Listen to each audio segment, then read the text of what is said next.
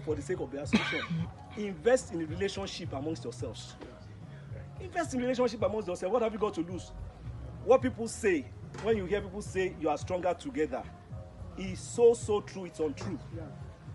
You are stronger together. You heard Hillary Clinton and all of those people. Because the reality is that I say to people, when you hear about networking, somebody said the other day, your network is your net worth. Yeah. When they say networking works, I am a living example of that. I was sharing with some of our friends just around the corner that at the time I finished from Guinness in January 2015, two of my friends who were CEOs of banks called me immediately and said, before you even think about what you want to do, can you come and just start and come and serve on our board? Today, I'm on the board of one of the banks. Obviously, because I can't do two. That's absolutely to do with investment, relationship, networking. They're just people that I have known over the years, and they heard I left, and they said, no, before anybody snatches you, come. And how they sorted out their boards to say, we've got this person that we must not lose. That was their business. So, and I could talk all day. I was saying to somebody that there was a time my wife was going to have a baby in the UK here. She traveled ahead of me, and I was then trying to join her. And then, I went to the British High Commission, and they said, sorry, no, you are going there to stay. Your wife is there, and having a baby, whatever. So I was in my office, sitting quietly, and a lady walked in, who was the wife of the American ambassador to Nigeria. The American ambassador to Nigeria at that time was Walter Carrington. Yeah. The woman was a Nigerian. Yeah. From Calabar, I can't remember her name. Tall, slim, has a afro hair. And she said to me, Shani, what's the matter? I said, no, nothing. The way we normally say nothing. She said, no, what is the matter? And I said, I've just been to the British High Commission to get a visa, and I was refused. They said, is that the problem? Called her husband, the American ambassador, not British, American ambassador to Nigeria from there.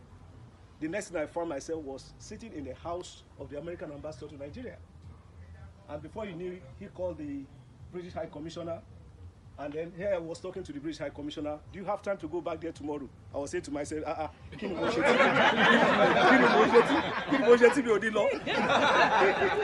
and whatever they did, I found myself back to the same person who, I'm not talking about a movie, I'm talking about my personal experience. I found myself back to the same person who had interviewed me and said no the day before. And the only thing he didn't say was, you should have told me that you need to. Because he was full of, sir, the treatment could not be better, could not be, first class is an understatement. But it was all about relationship. It was all about relationship. Somebody comes, does work with, I was brand manager for Coca-Cola, does work, wants to say thank you. I say, no need, madam.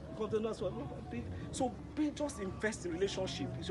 Your net worth at the end of the day. There are things that no matter how long your arm is, it can't reach. You need to couple it with somebody else's arm to get you there. That's what it's called. It's the same everywhere. But certainly because I live in Nigeria, I see it every day. So please, if you don't do it for the association, do it for yourselves. That's point number one. 2 points and I'll sit down. The second point is that in the context of what you're going to do for the alumni, you don't need to start with a big project. I was saying to some people there, okay? The truth is that every little thing you do has the potential to create a multiplier effect. Imagine if you went to Unilag and all you decided to do was just paint a roundabout. How much is the gallon of paint and all that? And then you call the press and they took pictures and it's all in the papers. And maybe it's at Christmas, maybe a few people are visiting from the UK, and is there such an association in the UK where I live? I didn't even know. Just because they are reading a punch. Somebody said you have a population of 10,000 here. 10,000. I don't know. I can't count here, and I don't know how many we are here. 100. Exactly. So so that way you can put, so it creates a multiplier effect. You find that instead of everybody having to put out £1,000, probably it's £100 you're having to put down. So start small, take it stride by stride, step by step, but for God's sake, do something. I said two things, but something came to my mind because there was a side conversation, and I'll go and sit down with that. A lot of times I've been here, because I come in every time, I hear people say, I'm going to go back to Nigeria. I'm not going to go back. I'm going to go back. And I've seen people go back and come back. And people have always been asking me, what do you think? What do you think? What do you think? Let me say one thing. The way I see all of you, again, I'll be blunt, can I? Yeah. Do you allow me to be blunt? Go for it. The way I see all of you, if you are not retired yet, let's face it, you are very close to retirement. Yes. Let me repeat it Yes. in case you are pretending you didn't hear me. Unfortunately, in the past, if you retired at 55, because the economy wasn't that hard or harsh, chances were that even if you live 20 years after that, you'll get by. Today, the economy gets more and more difficult. What you could retire on 10 years ago, 15 years ago, if you retire on that now, in 2 years, you're a poor man. You didn't hear me well. What you could retire on before and say, after all, I have this little house and I have this car and I'm earning this pension some years back.